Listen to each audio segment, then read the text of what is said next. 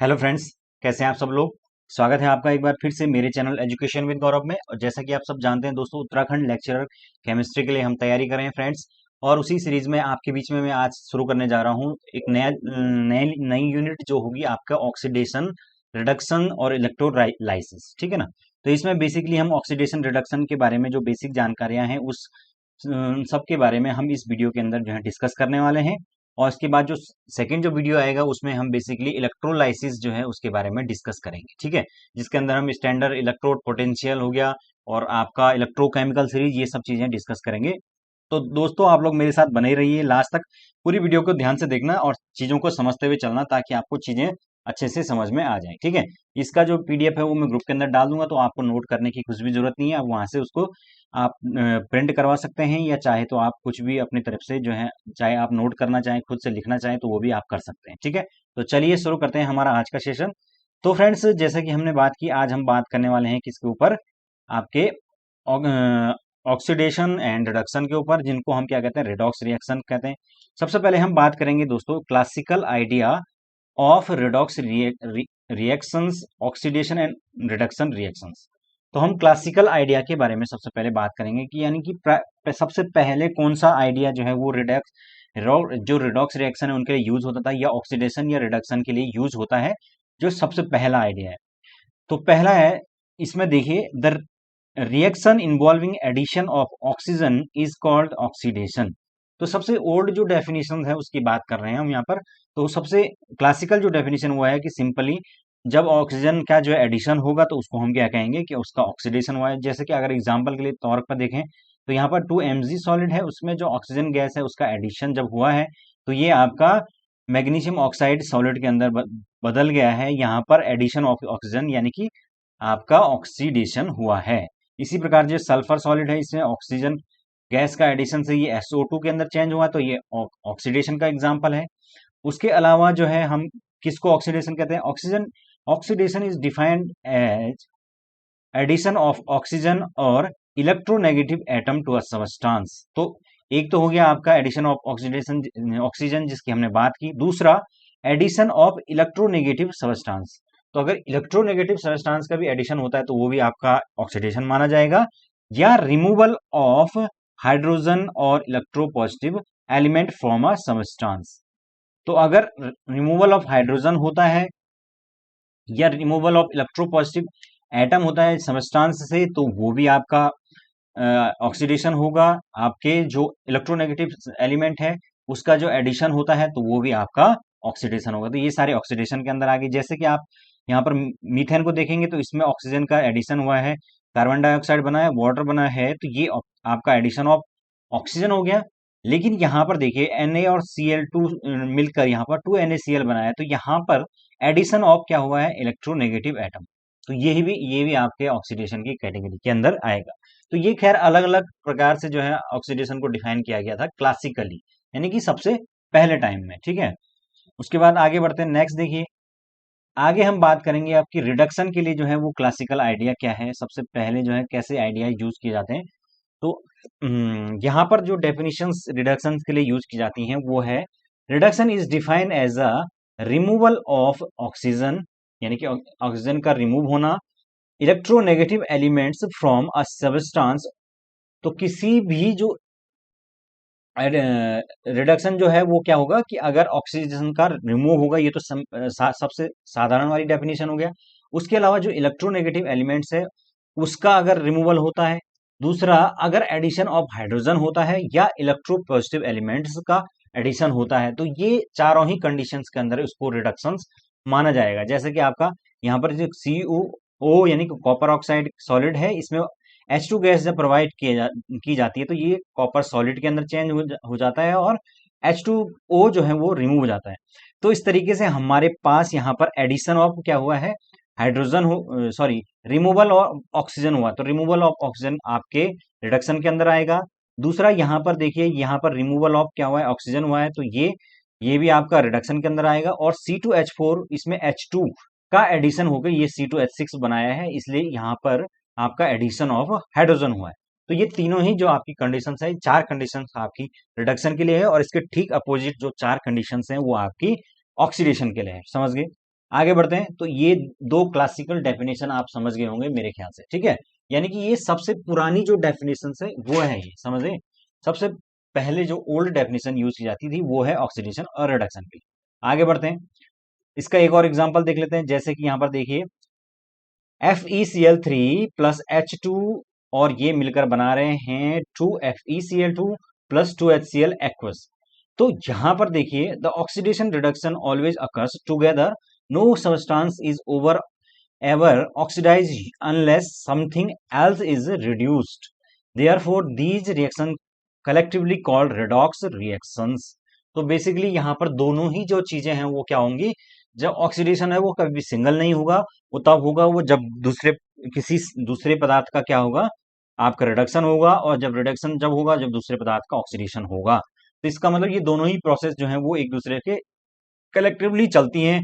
इस कारण से इनको क्या कहा जाता है दोस्तों, रेडॉक्स रिएक्शंस कहा जाता है।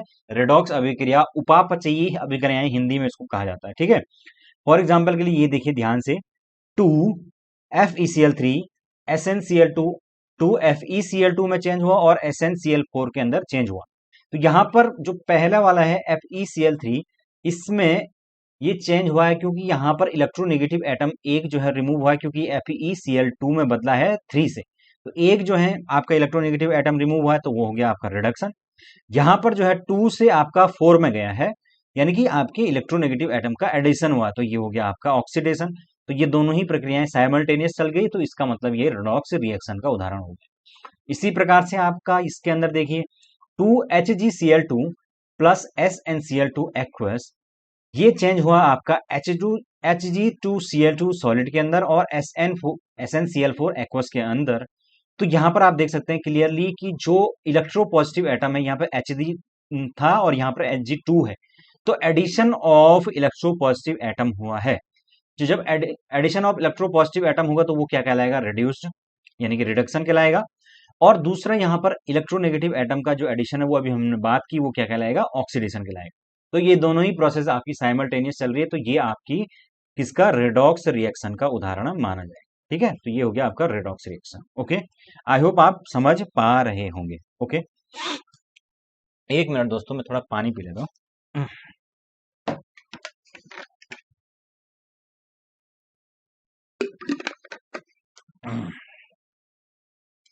गर्मी बहुत है आज। चलिए आगे बढ़ते हैं नेक्स्ट। ओहो, ये क्या हो गया, आगे बढ़िए। नेक्स्ट हम बात करेंगे redox reaction in terms of electron transfer reactions. तो इलेक्ट्रॉन ट्रांसफर रिएक्शन के फॉर्म में हम इसकी डेफिनेशन कैसे पढ़ते हैं, उसको कैसे देखते हैं, उसकी बात करेंगे। According to electronic concept, oxidation is a process in which an atom, an ion, whether cation or anion, or a molecule loses or one or more electrons. On the other hand, reduction is a process in which an atom or an ion or a molecule gains or accept one or more electrons so that electrons are consumed in a reduction process. So basically हुआ क्या कि ये जो theory है electron transfer की, ये कह रहा है कि अगर हमारे पास लॉस ऑफ इलेक्ट्रॉन्स होगा, समझ गए, तो लॉस ऑफ इलेक्ट्रॉन अगर किसी स्थिति में होता है तो ये आपका ऑक्सीडेशन कहलाएगा। और दूसरा अगर हमारे पास होता है gain of electrons, gain of electrons, तो वो आपका रिडक्शन कहलाएगा। तो ये आपके इलेक्ट्रॉन ट्रांसफर वाली जो है डेफिनेशन कहलाएगी, ठीक है। तो ये इसके अनुसार अगर हम एग्जांपल को देखें तो हमें क्लियरली हो जाएगा। जैसे आपका ऑक्सीडेशन को देखें, लॉस ऑफ इलेक्ट्रॉन हमने बात की, तो यहां पर देखिए जिंक 2 पॉजिटिव के अंदर चेंज हुआ, 2 इलेक्ट्रॉन का लॉस होगा। आपके पास Fe2 3 पॉजिटिव के अंदर चेंज हुआ, 1 इलेक्ट्रॉन का लॉस हुआ, तो ये हो गया आपका ऑक्सीडेशन। ऐसे Sn2 पॉजिटिव जो है वो 4 पॉजिटिव में जो है वो चेंज हुआ, 2 इलेक्ट्रॉन का लॉस हुआ, हो गया आपका ऑक्सीडेशन।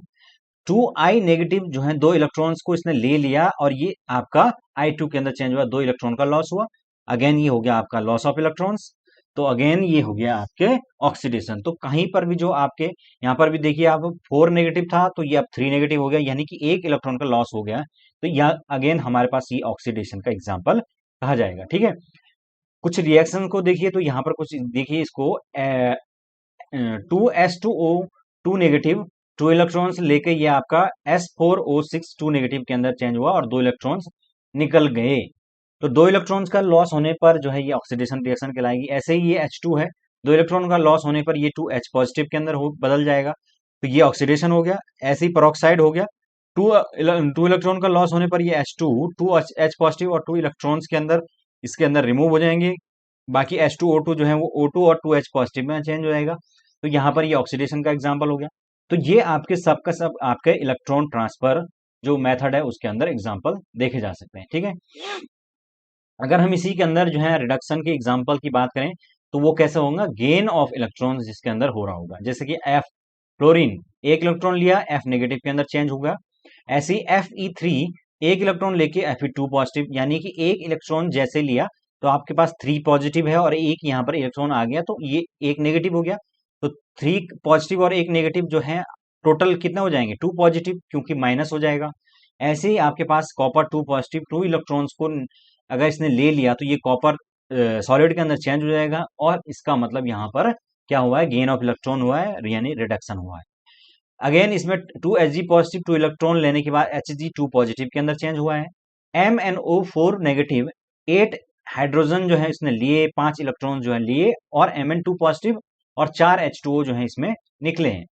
ऐसे ही आपके H2O2 जो है आपके पास है पेरोक्साइड, 2 हाइड्रोजन जो है आपके मॉलिक्यूल्स ऐड हुए हैं। अब फ्रेंड्स ये कैसे लिखा जा रहा है, ये एक्चुअली में बैलेंसिंग के लिए लिखा जाता है।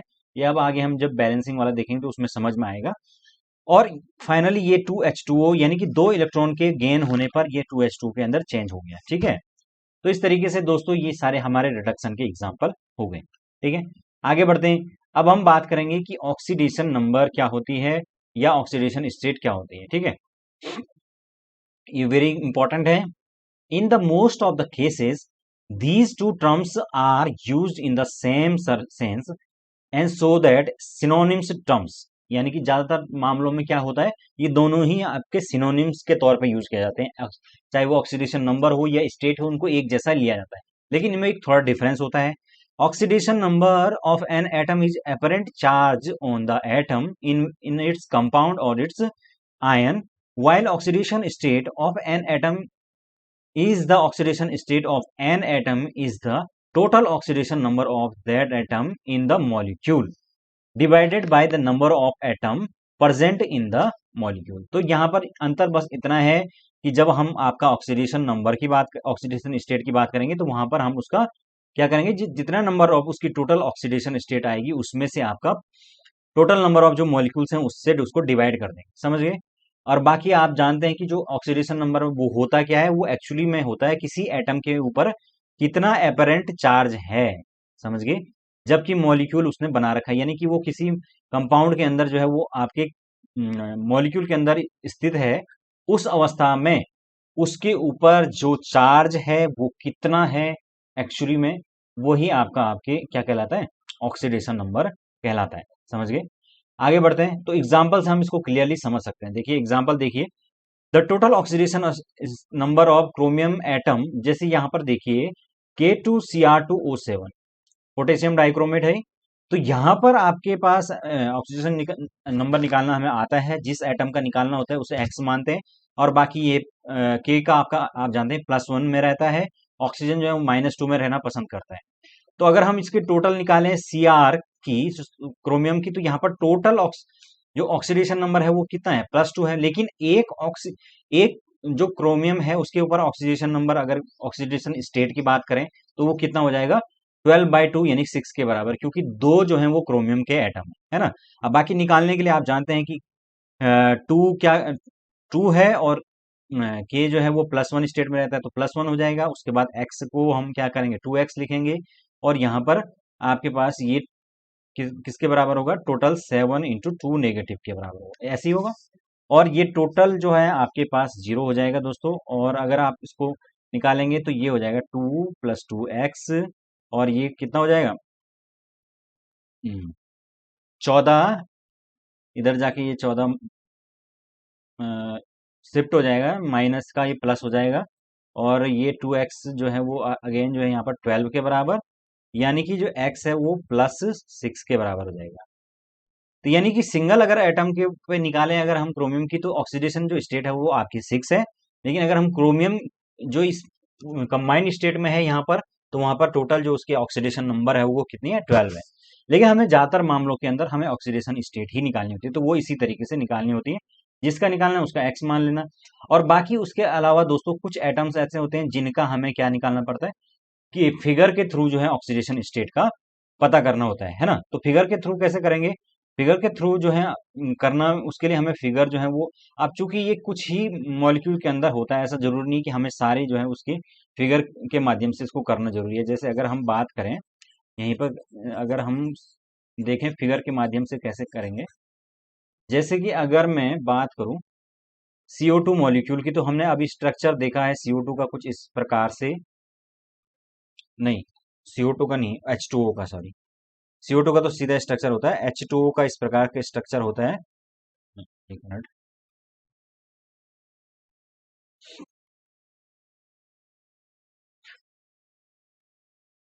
है ना। तो यहां पर जो है आपका ये आपका इलेक्ट्रो पॉजिटिव एटम है, ये इलेक्ट्रोनेगेटिव है। तो अगर हम इनके बीच में जो हम माने कि इक्वल जो है चार्ज शेयरिंग हो रहा है, तो यहाँ पर जो नेगेटिव चार्ज इस पर क्या होगा, स्लाइटली पॉजिटिव आ जाएगा, और इस पर स्लाइटली 1 नेगेटिव आ जाएगा। और ऐसे ही इन इस बॉन्ड के कारण से भी इस पर एक स्लाइटली पॉजिटिव होगा और इस पर स्लाइटली नेगेटिव होगा। तो इस तरीके से जो ऑक्सीजन है इस पर टोटल जो है आपका कितना, टू नेगेटिव जो है चार्ज हो गया। इसी प्रकार से जो इस कारण से जो है ऑक्सीजन आपने देखा होगा कि इसमें आपके टू नेगेटिव जो है स्टेट में रहता है। तो हम फिगर की सहायता से अलग अलग निकालते हैं, लेकिन मोस्ट ऑफ द केसेस में हम इसी माध्यम से जो है ऑक्सीडेशन स्टेट निकाल लेते हैं। अब कैसे निकालेंगे, the oxidation number of an atom in its ionic compound is equal to the number of positive or negative charges or its ion. For example, NaCl, Na and Cl atom have +1 and -1 oxidation number respectively. तो हम अगर आयनिक वाला compound है तो उसमें से सीधा सीधा आपका जो पॉजिटिव और नेगेटिव जो आयन है उसके ऊपर चार्ज कितना है उसको देखकर हम क्या कर सकते हैं, इसकी जो ऑक्सीडेशन स्टेट है, ऑक्सीडेशन नंबर है, उसको कैलकुलेट कर सकते हैं। ठीक है। अब बात करें कुछ रूल्स की दोस्तों की, इसके लिए जो है कुछ रूल्स बनाए गए हैं ऑक्सीडेशन नंबर को कैलकुलेट करने के लिए किसी एलिमेंट्स के। ठीक है। और ये रूल्स जो है इन्हीं के आधार पर जो है ऑक्सीडेशन नंबर कैलकुलेट किए जाते हैं। तो कौन कौन से रूल हैं, रूल पढ़ना भी जरूरी है, हालांकि ये थ्योरेटिकल है लेकिन फिर भी पढ़ना जरूरी है दोस्तों। पहला देखिए, oxidation number of an element in the free state और अनकम्बाइंड स्टेट इज 0। ओके। तो जो फ्री स्टेट होती है दोस्तों या अनकम्बाइंड स्टेट होती है, उसमें ऑक्सीडेशन नंबर किसी एलिमेंट की वो 0 होती है। जैसे Cl2 हो गया, P4O2, H2S8, ये सारा आपका कैसे है, आपके फ्री स्टेट है। तो इस स्थिति में आपकी जो ऑक्सीडेशन नंबर है वो क्या होती है, 0 होती है। ओके। नेक्स्ट है आपके पास oxidation number of an atom in a monoatomic ion is equal to the number of positive और negative charges on the ion. Okay. तो अगर हमारे पास मोनोएटमिक जो आयन है उस स्थिति में है, तो आपके पास कितने उसमें पॉजिटिव चार्ज हैं और कितने नेगेटिव चार्ज हैं, उसी से उसका ऑक्सीडेशन नंबर डिसाइड होता है। जैसे कि oxidation number of aluminium Al3 के अंदर बात करें तो कितनी होगी, +3 होगी। और ऐसे ही अगर Cl नेगेटिव के अंदर आयन के अंदर बात करें तो -1 होगी। तो इस तरीके से हम जो मोनोएटमिक आयन है उसके जो चार्ज है पॉजिटिव और नेगेटिव चार्ज उसके इक्वल ये ऑक्सीडेशन नंबर होती है। आगे देखिए, तीसरा रूल है आपके पास, the sum of the oxidation number of all the atoms in a given molecule is 0। तो किसी दिए गए मॉलिक्यूल के अंदर जो है टोटल आपका सम 0 होता है, ये हम जानते हैं। जैसे कि आपका Na2SO4 की अगर हम बात करें तो सोडियम जो है आपका +1 में रहेगा, तो 2 इंटू +1 हो जाएगा। और सल्फर आप जानते हैं कितना होता है, 6 में, सल्फर का 6 होगा, 6 में रहना पसंद करेंगे, एक ही सल्फर है तो 6 इंटू 1 हो गया। और 4 और ऑक्सीजन +2 में जो है रहना पसंद करेगा, क्योंकि उसकी ऑक्सीडेशन स्टेट जो है वो ज्यादातर कंपाउंड के अंदर कितनी होती है, +2 होती है, सॉरी -2 होती है। तो इसलिए ये टोटल अगर हम देखें तो 2 और ये 6 और ये हो गया आपका 8। तो यहाँ पर ये दोनों जोड़ के आपके माइनस के 8 हो जाएंगे, 8 में से 1 गया 0। तो आपने देखा कि टोटल जो है आपका 0 होता है। अगर इनमें से कोई भी एक वैल्यू नहीं दे रखी है तो उसको x मान लीजिए, और जो इक्वेशन आएगा उसको 0 के इक्वल रख दीजिए। तो इस तरीके से हम एटम आपका ऑक्सीडेशन नंबर निकल आती है। नेक्स्ट है आपके पास, in a polyatomic ion FeCN6 4 negative, Cr2O7 2 negative, NH4 positive etc, the algebraic sum of oxidation number of all the constituent atoms is equal to the number of positive or negative charges। तो आपके पास again poly atomic अगर molecule है तो आपके पास जो total आपका जो positive और नेगेटिव चार्ज है उसका जो एल्जेब्रिक सम है उसी के बराबर आपका ऑक्सीडेशन नंबर होता है। किसके लिए? पॉली एटोमिक मॉलिक्यूल्स के लिए। ठीक है, नेक्स्ट देखिए, जैसे कि आप इसमें देखिए FeCN6 4 नेगेटिव वाला है ना, तो इसमें जितना आपके पास नेगेटिव पे चार्ज होगा उतना ही ये Fe यानी सेंट्रल मेटल के ऊपर पॉजिटिव पे चार्ज होगा। तो इन दोनों का जो अगर हम मान लें तो जो चार्ज एल्जेब्रिक जो इसका सम निकलेगा वही आपका इसका ऑक्सीडेशन नंबर होगा।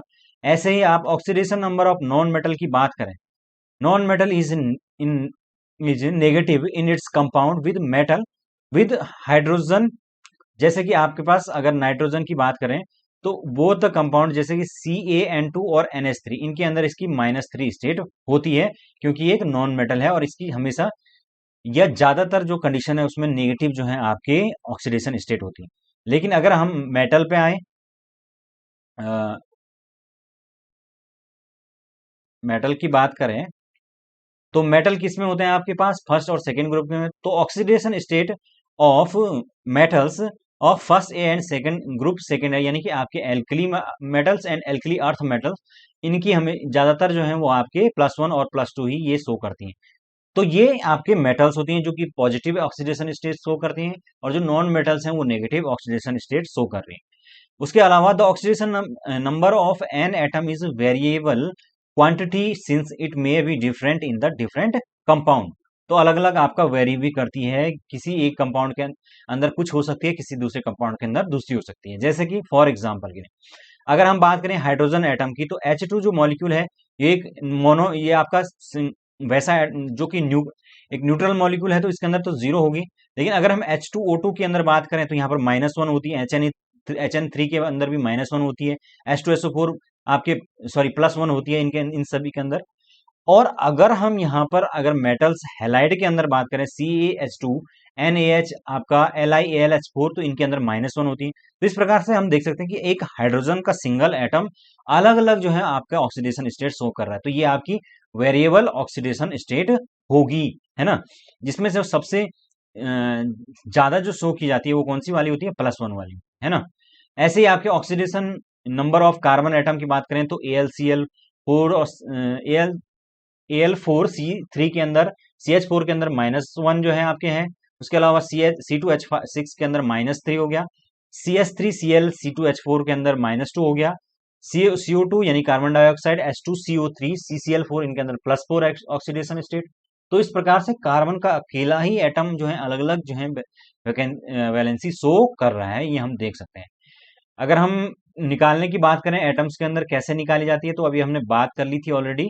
जैसे Cr2Cl2 इसके अंदर हमें आपके क्रोमियम पे निकालनी है, तो जिसको निकालनी है उसका x मानते हैं, और आपके पास बाकी के जितने भी है एटम्स हैं उनको उनके इक्वल टू 0 मान लेते हैं। तो आपका x जो 2 इंटू आपके ऑक्सीजन की -2 होती है तो इसलिए -2 किया, और अगेन जो है Cl जो है वो -1 में जो है वो प्रेफर करता है तो 2 इंटू -1 टोटल इसके 0 के बराबर हो गया।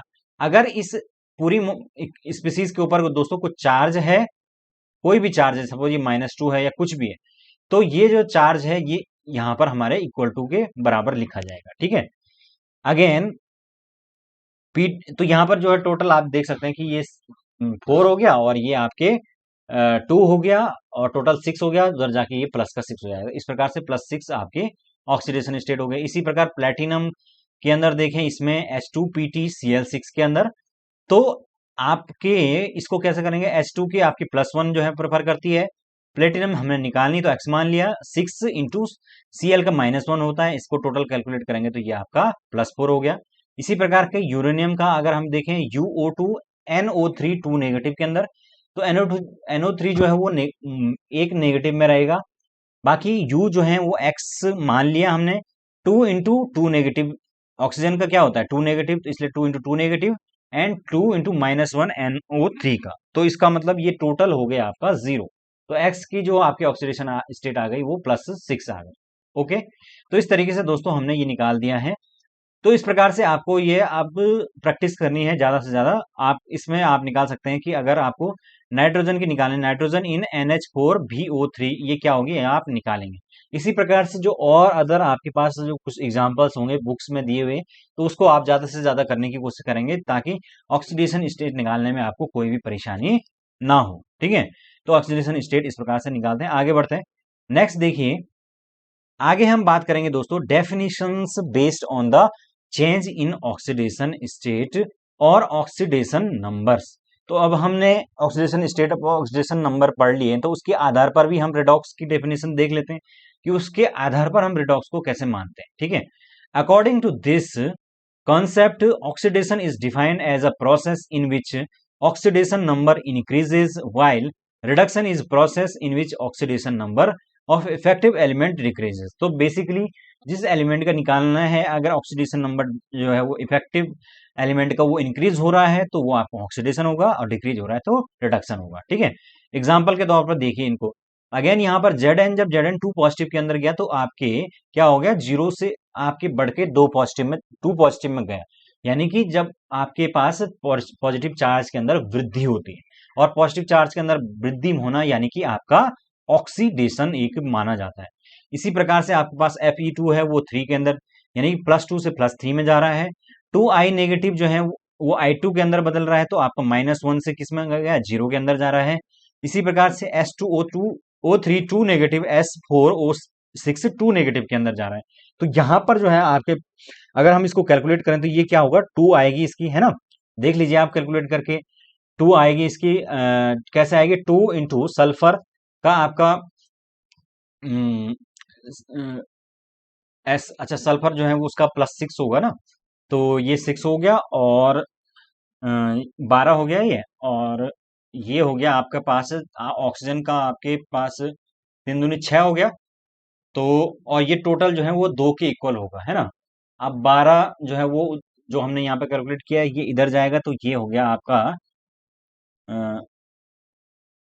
सल्फर 12, और -2 के है ना, तो ये -2 +2 ये हो गया आपका।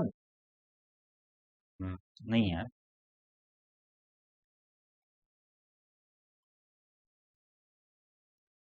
एक मिनट है।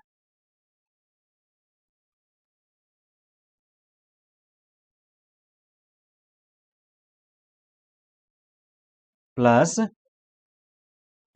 × 2 एंड ये हो जाएगा 2 नेगेटिव के, है ना। ये हो गया आपका। अच्छा सल्फर, सल्फर का तो हमें निकालना है यार, ये हम तभी तो हो रहा गड़बड़।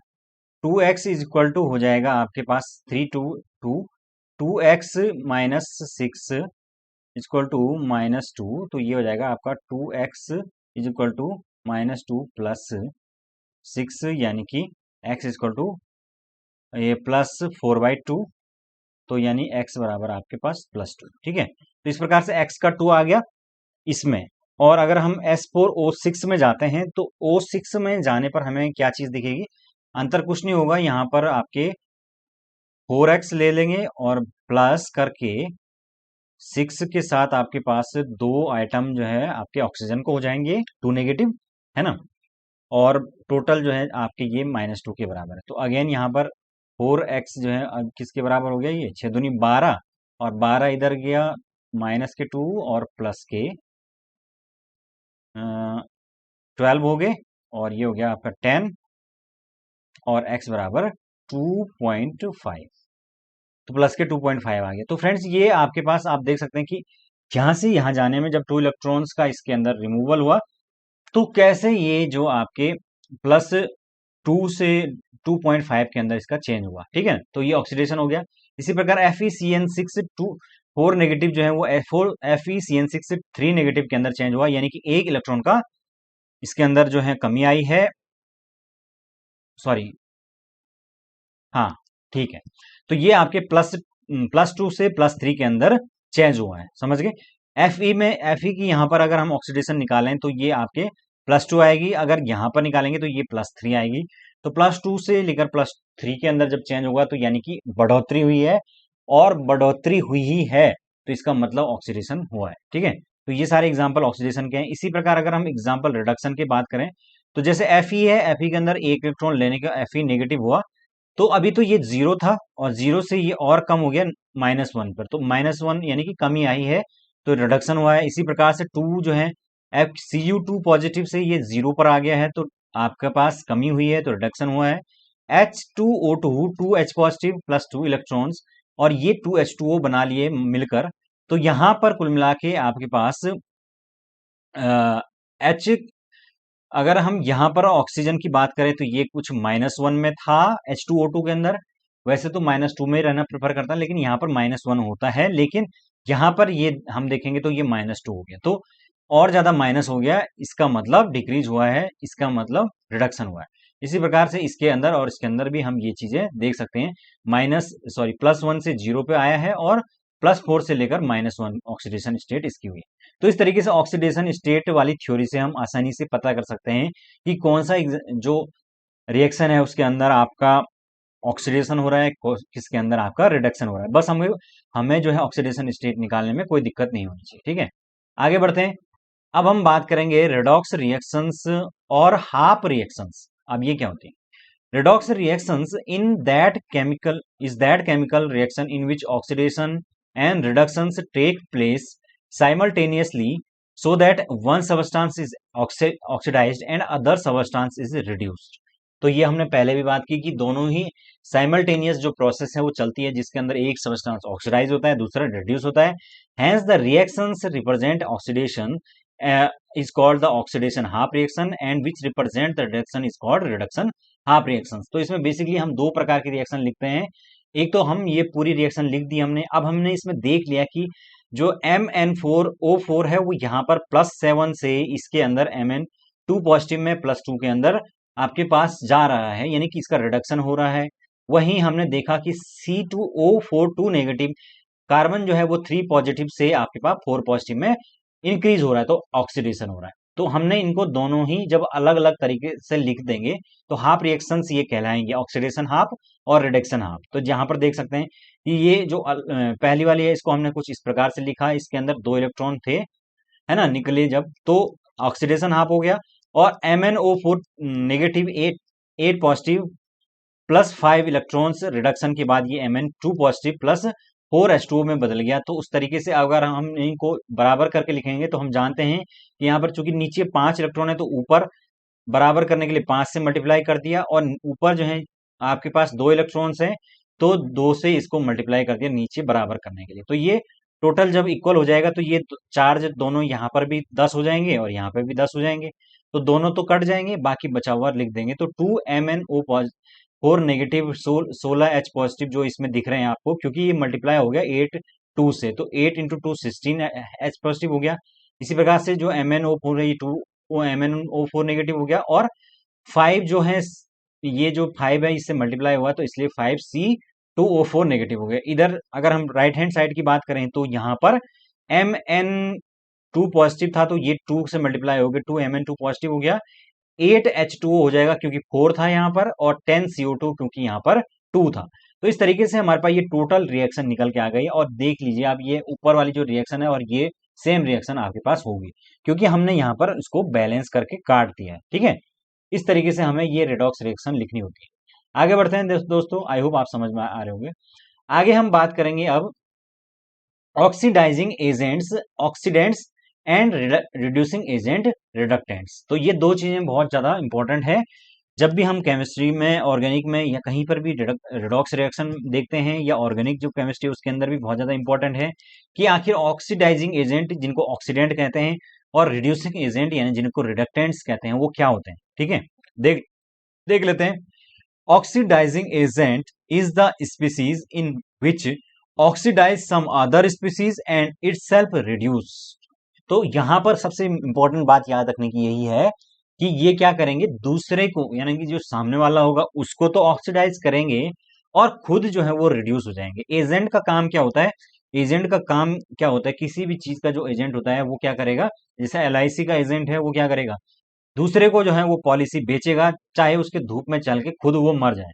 तो उसी तरीके से दोस्तों यहाँ पर ये एक ऐसा एजेंट है ऑक्सीडाइजिंग एजेंट जो दूसरे का काम जो क्या करेगा, ऑक्सीडाइज करेगा अदर स्पीसीज को, लेकिन इटसेल्फ खुद को क्या करेगा, रिड्यूस करेगा। जब तक वो खुद को रिड्यूस नहीं करेगा तब तक वो सामने वाले को ऑक्सीडाइज नहीं कर सकता है। विच, तो ये पहले डेफिनेशन हो गई। दूसरा, which gives up oxygen oxygen और एनी इलेक्ट्रोनेगेटिव एलिमेंट्स, तो ये भी एक डेफिनेशन होगा कि वो एक ऑक्सीजन देगा या इलेक्ट्रोनेगेटिव एलिमेंट देगा। तीसरा, विच एक्सेप्ट हाइड्रोजन और any other electro positive element, तो ये भी एक डेफिनेशन हो सकती है कि वो हाइड्रोजन को एक्सेप्ट करेगा या इलेक्ट्रो पॉजिटिव एलिमेंट को क्या करेगा, एक्सेप्ट करेगा, है ना।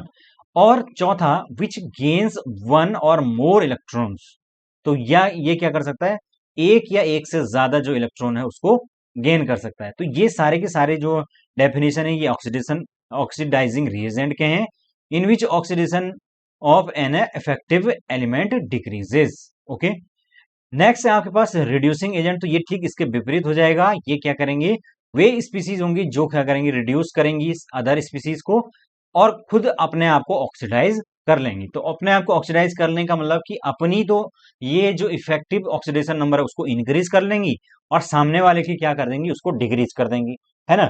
तो ये दो प्रकार के एलिमेंट्स होते हैं जो कि आपके पाए जाते हैं। एक तो होता है आपका ऑक्सीडाइजिंग एजेंट और दूसरा रिड्यूसिंग एजेंट। तो ऑक्सीडाइजिंग जो खुद सामने वाले को रिड्यूस कर दे, सामने वाले को ऑक्सीडाइज कर दे, यानी कि उसकी ऑक्सीडेशन स्टेट बढ़ा दे, लेकिन खुद को रिड्यूस कर दे, खुद की घटा दे, है ना। रिड्यूसिंग एजेंट जो सामने वाले की जो स्पीसीज है उसकी उसको जो है आपका रिड्यूस कर दे और खुद अपनी जो है ऑक्सीडाइज करके अपनी जो है ऑक्सीडेशन स्टेट बढ़ा ले, है ना। अगर हम एग्जाम्पल के तौर पर देखते हैं इनका कुछ एजेंट्स के नाम देख लीजिए, जैसे कि फेरिक साल्ट Fe3, तो ये पॉजिटिव, ये भी बहुत अच्छा आपका ऑक्सीडाइजिंग एजेंट माना जाता है क्योंकि Fe3 पॉजिटिव जब H से रिएक्ट किया, यहां पर देखिए Fe2 पॉजिटिव में चेंज हो गया और H पॉजिटिव अलग हो गया। तो इसका मतलब यहां पर इसने क्या किया कि खुद की तो इसने देखिए ऑक्सीडेशन स्टेट में कमी आई है, यानी कि खुद को ऑक्सीडाइज कर लिया है, लेकिन सामने वाले नहीं नहीं जो दूसरा एलिमेंट है उसको ये आपका ऑक्सीडाइज ये जो एच है ये 0 से +1 में गया, यानी कि इसको इसने ऑक्सीडाइज किया है, लेकिन खुद का जो है रिडक्शन किया क्योंकि ये +3 से +2 में आ गया। ठीक है, इसी प्रकार से हम अगर आप हाइड्रोजन पेरोक्साइड H2O2 की बात करें तो यहाँ पर इसके अंदर -1 होती है, ऑक्सीडेशन -1 में रहता है, ये बात याद रखना। एसिडिक मीडियम में बात करें तो यहां पर -1 से ये चेंज हो जाता है किसके अंदर, -2 के अंदर। तो -1 से -2 के अंदर चेंज हो गया, इसका मतलब और कम हो गया ऑक्सीडेशन स्टेट, और कम हो गया इसका मतलब आपके पास इसने खुद का रिडक्शन कर दिया। ठीक है, बेसिक मीडियम के अंदर कुछ इस प्रकार से होगा, H2O2 -1 से जो है -2 में चला जाएगा। ओके, तो ये आपके पास कुछ एग्जाम्पल हैं किसके, आपके ऑक्सीडाइजिंग एजेंट के। और भी जो है एग्जाम्पल मैंने कुछ लिखे हैं जो फेमस ऑक्सीडाइजिंग एजेंट है, जैसे कि आपके पास हेलोजन्स हो गया, X2 इसको लिखते हैं X2, यानी कि कोई भी हेलोजन हो सकता है, आपका Cl2 हो सकता है, F2 हो सकता है, आपके पास I2 हो सकता है। ये सारे अच्छे ऑक्सीडाइजिंग एजेंट माने जाते हैं क्योंकि ये क्या करेंगे, आपके पास इस प्रकार से रिड्यूस कर अपने आप को रिड्यूस करके कुछ इस प्रकार से 2x नेगेटिव में अंदर चेंज होते हैं। तो यानी कि 0 से -1 में चला गया तुरंत, है ना। x जो है, जो आपका जो हेलोजन है वो अपने आप को क्या कर लिया, उसने आपके रिड्यूस कर लिया, उसकी ऑक्सीडाइजेशन स्टेट 0 से -1 पर चली गई। ओके, नेक्स्ट देखिए आपके पास जो और अच्छे होते हैं वो होते हैं acidic solution of potassium dichromate. तो ये बहुत ज्यादा आपके पास यूज भी होता है ऑर्गेनिक में, आपने देखा होगा K2Cr2O7। तो यहाँ पर प्रेजेंस ऑफ H2SO4 के में ये करता है स्ट्रॉन्ग ऑक्सीडाइजिंग एजेंट के रूप में काम करता है। तो ये अगर हम इसको H2SO4 से रिएक्ट करवाते हैं तो ये +6 से आपके पास क्रोमियम +3 के अंदर आ जाता है, यानी कि अपने आप को इसने रिड्यूस कर लिया है और आपके पास ये H2SO4 जो है वो ऑक्सीडाइज हो गया है। ठीक है, तो ये कुछ इस प्रकार से देखी जा सकती है acidic FIDE sodium solution of sodium dichromate के अंदर। Potassium dichromate. इसी प्रकार से पोटेशियम क्लोरेट KClO3, तो इसका भी जो है आपके पास ये रिएक्शन कुछ इस प्रकार से होती है, KClO3 change into KCl and 3O, यानी कि 3 ऑक्सीजन नेसेंट ऑक्सीजन निकलते हैं यहाँ पर। तो यहाँ पर भी जो है हम अगर इसको आयंस में तोड़कर देखें तो ये कुछ इस प्रकार से होगा, ClO3 6s positive plus 6 electron जो है आपके निकलेंगे, Cl नेगेटिव में चेंज हो गया, यहाँ पर देखिए ना Cl सिंगल नेगेटिव में चेंज हो गया और 3H2 ये बन गए। तो यहाँ पर Cl, अगर यहाँ पर बात करें Cl, तो ये +5 में था और यहाँ पर आते आते ये -1 हो गया। तो कितना ज्यादा इसने अपने आप को क्या किया, रिडक्शन कर लिया। तो जो रिडक्शन कर ले वो क्या होगा, ऑक्सीडाइजिंग एजेंट होगा, इसलिए ये ऑक्सीडाइजिंग एजेंट होगा।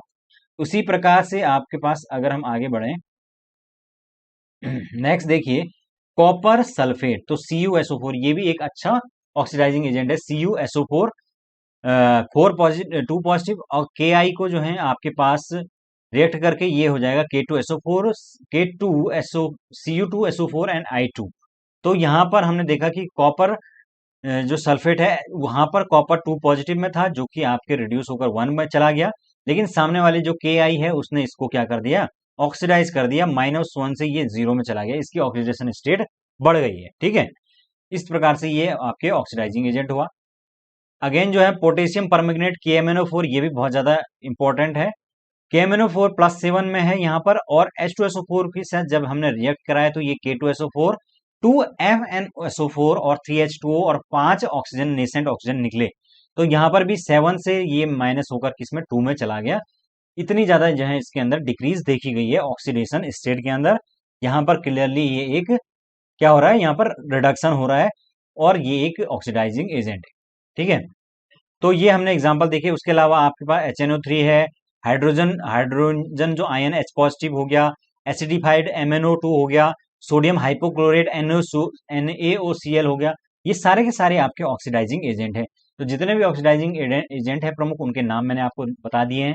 इसी प्रकार अगर हम बात करें आपके रिड्यूसिंग एजेंट की, तो रिड्यूसिंग एजेंट में सबसे अच्छा है ऑक्सैलिक एसिड। देखिए तो क्या होता है ऑक्सैलिक एसिड, CH2 C2O4 और C2O4 2 नेगेटिव। ठीक है, ये आपका ऑक्सैलिक एसिड का सूत्र होता है। अगर हम इसको ऑक्सीजन से रिएक्ट करवा दें तो यहाँ पर ये CO2 + H2O देगा। तो कार्बन जो है वो 3 पॉजिटिव से 4 पॉजिटिव में आपके पास इंक्रीज हुआ है, समझ रहे हो, यानी कि ऑक्सीडाइजिंग जो ऑक्सीडेशन स्टेट के अंदर इंक्रीज हुआ है, यानी कि ऑक्सीडेशन हुआ है, सामने वाले का रिडक्शन हुआ है, समझ गए। नेक्स्ट देखिए एसिडिफाइड FeSO4, यहां पर FeSO4 की जो रिएक्शन है H2SO4 प्लस ऑक्सीजन से कराने पर ये Fe2SO43 एंड H2O इसमें निकला है, और Fe2 पॉजिटिव जो इसके अंदर यहाँ पर 2 पॉजिटिव था, ये आपके पास इसके अंदर 3 पॉजिटिव हो गया, यानी कि +2 से +3 के अंदर ऑक्सीडाइज हुआ है। ठीक है, तो यही आपके पास अगेन एक दूसरा इंपॉर्टेंट आपके पास रिड्यूसिंग एजेंट है। इसी प्रकार से आपके पास है आपके सोडियम थायोसल्फेट Na2S2O3, जो कि S2O3 2 नेगेटिव आयन, ऐसे भी लिख सकते हैं इसको, है ना, दोनों तरीके से लिख सकते हैं। तो इसका भी हम देखते हैं कि +2 से +6 के अंदर आपके ऑक्सीडेशन नंबर इंक्रीज होती दिखाई देती है। तो ऑक्सीडेशन हो रहा है ना, सामने वाले का रिडक्शन हो रहा है। ठीक है, तो फ्रेंड्स इसी प्रकार से ये सारे एग्जाम्पल आपको याद रखना ही, मैं सारे लिखे हुए हैं। आपके स्टेनस क्लोराइड SnCl2 हो गया, उसके बाद हाइड्रोजन सल्फेट हो गया H2S हो गया, आपके पास इसी तरीके से आपके सल्फ्यूरस एसिड हो गया H2SO3 हो गया, जिसको सल्फ्यूरस एसिड कहते हैं। SO2 एक्वस, SO2 एक्वस को जब हमने एक्वस है वाटर के साथ और ऑक्सीजन से रिएक्ट कराने पर ये H2SO4 में चेंज होगा, +4 से आपके +6 में चला गया, यानी कि ऑक्सीडेशन हो गया।